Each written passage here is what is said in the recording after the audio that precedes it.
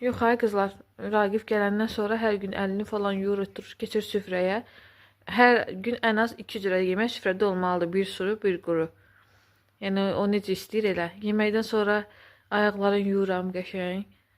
Əllərinə falan masaj eləyirəm. Yəni mən üçün əziyyət çəkir də, kim üçün əziyyət çəkir ki? Nə istəyir odur. Yox, ay qızlar, mən qəti şəkildə abur-cubur zat belə şeylər qəti aldırmaram.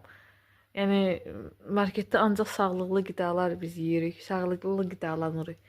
8-dən sonra məsələn mən bir şey yemirəm əsla qəti şəkildə. Sonra nə deyim sizə? Səhər yeməyini mütləq saat 7 tamamda mən səhər yeməyimi yeməliyəm.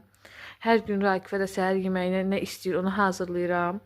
Nə bilim bir gün quymaq bişirirəm, bir gün oladı bişirirəm, bilinçik bişirirəm. Nə xoş deyir, yəni bizdə o olur. O hazırlanır. Hə, beləsinə qızlar. Yəni mən Raqifə qulluğumu polnustu eləyirəm. Corablarına qədər ütüləyirəm, səliqəli, qəşəng. Evdən çıxmadan öncə, yəni saçlarına qədər mən darıyıram. Corablarını da mən geyindirirəm, yəni o dərəcə. Belə, daha sizə, yəni nə deyim ki, 1 qram abartmıram da, yəni nədir odur. Yəni bizdə günlük rutinimiz budur. Hər gün bu oğlanın ayaqları yuyulmalıdır. Leğen gətirirəm evin ortasında yuyuram. Beləsinə yəni.